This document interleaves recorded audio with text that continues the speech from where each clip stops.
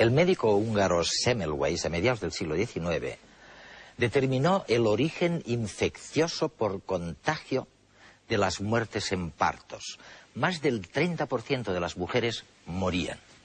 Aquellas mujeres y sus hijos deberán estarle eternamente agradecidos.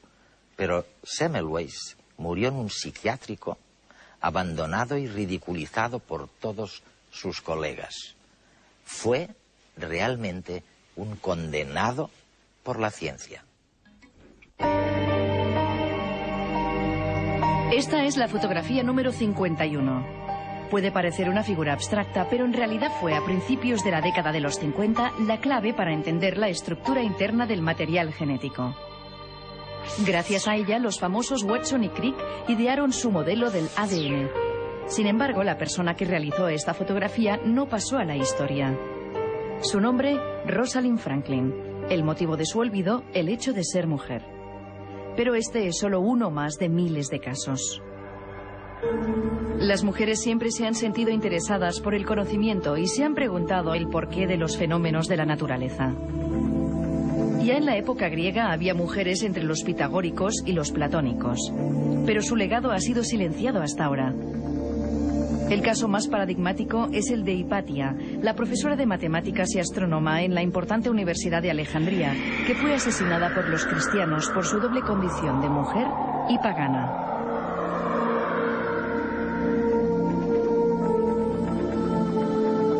La situación de la mujer empeoró durante la Edad Media, en la que las que leían y escribían eran consideradas brujas.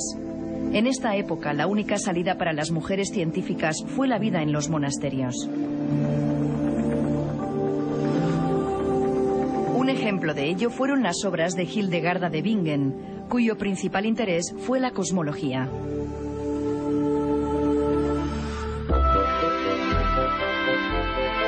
Con el Renacimiento, la mujer dejó de verse como un personaje satánico y recuperó hasta cierto punto su dignidad. Aunque seguía bajo la autoridad masculina.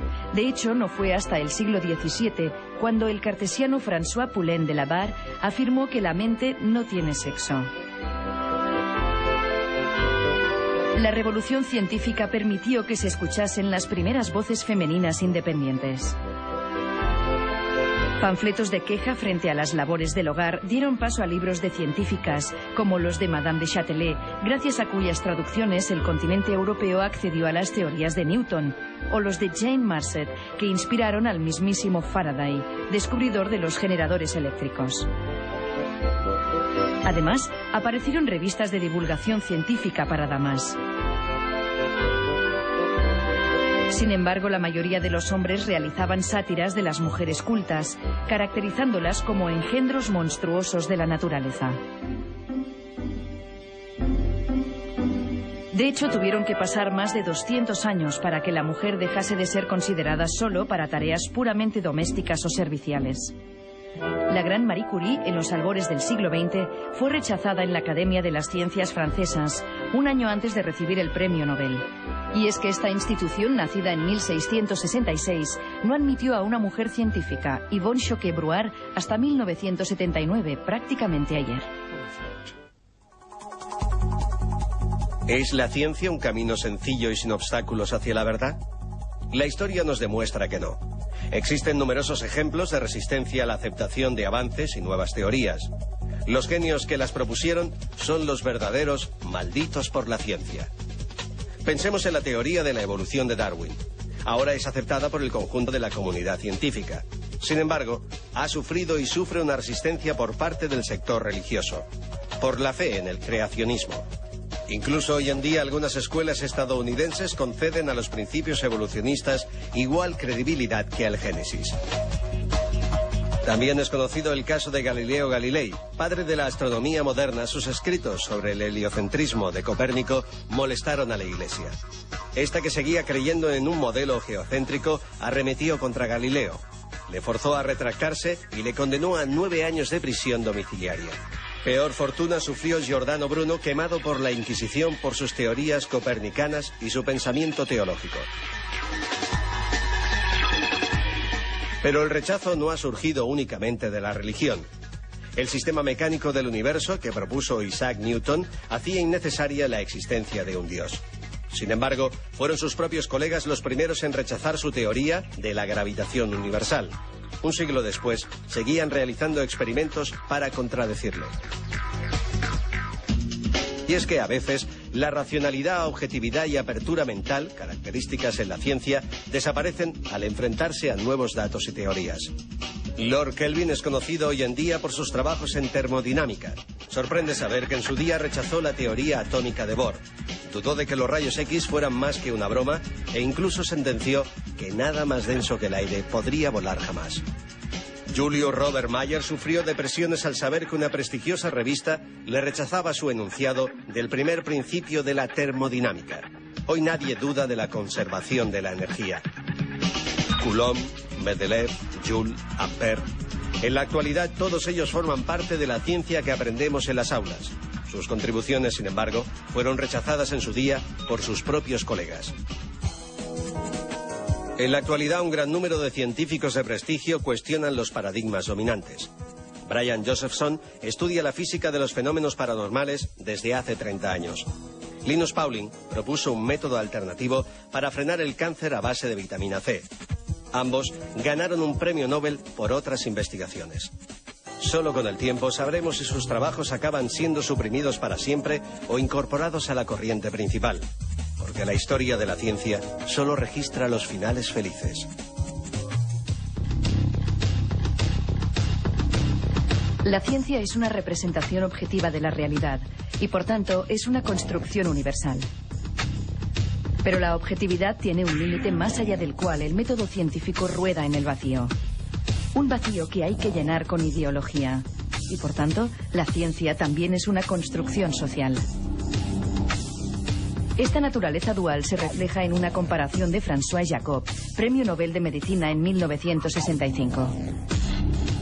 Según Jacob, la ciencia debería ser como el genoma, la totalidad de la información genética de un organismo, fuerte y robusta para resistir los temporales, pero al mismo tiempo flexible para adaptarse a los cambios y seguir avanzando. Este avance científico ha sido descrito por Thomas Kuhn, un historiador y filósofo de la ciencia, alrededor del concepto de paradigma. Los paradigmas científicos son formas determinadas de ver e interpretar el mundo. Orientan la investigación, pero al mismo tiempo la limitan.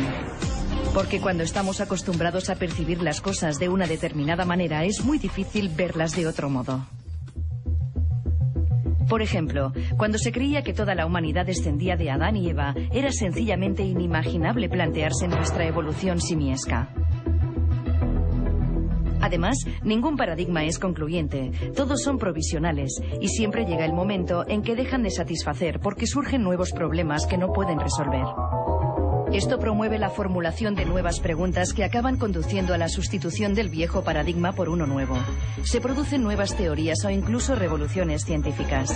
En física, por ejemplo, estos cambios revolucionarios se asocian a Copérnico, Galileo, Newton o Einstein. Pero el cambio no es fácil. Siempre hay una gran resistencia a los nuevos puntos de vista. Y es que la influencia cultural en la percepción del mundo es comparable a la que ejercen los órganos de los sentidos. Kuhn lo representa con la siguiente situación. Si a una persona le ponen unas gafas con lentes inversos, es decir, le proporcionan otra manera de percibir la realidad, verá inicialmente todo el mundo cabeza abajo. Y esto le provocará una gran desorientación. Pero cuando aprende cómo moverse en este mundo nuevo, comienza a percibir los objetos con la misma naturalidad de antes. Nuestra mente se resiste a tener que configurar nuevamente todo lo que nos rodea y, sobre todo, a prescindir de aquello que conocemos bien, que nos protegió de la incertidumbre y nos dio seguridad. El porqué constituye una asignatura pendiente, pero demuestra que la ciencia es una forma de conocimiento muy humana.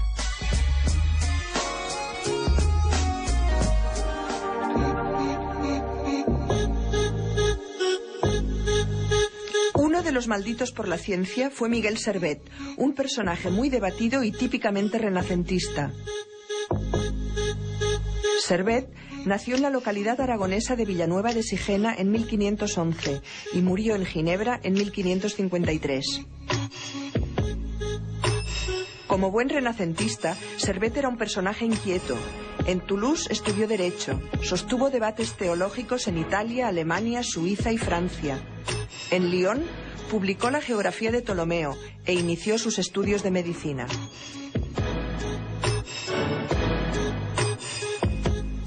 Durante su práctica médica, Servet estudió la circulación menor, cómo la sangre va del corazón a los pulmones, se oxigena y después regresa para ser distribuida por el organismo.